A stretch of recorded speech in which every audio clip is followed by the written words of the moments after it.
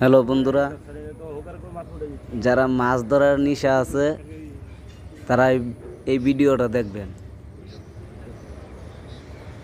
কেরানীগঞ্জ লতনের খামার, ওদিকে সকাল 6টা বাজে গেলাম, দিয়ে সবাই মাছ ধরতেছে, আমরাও গেছি মাছ ধরতে। এত মাছ এদিকে হিসাব ছাড়া,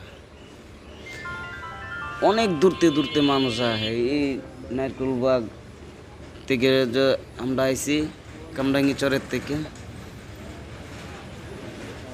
দেখেন এই জায়গায় আহেন,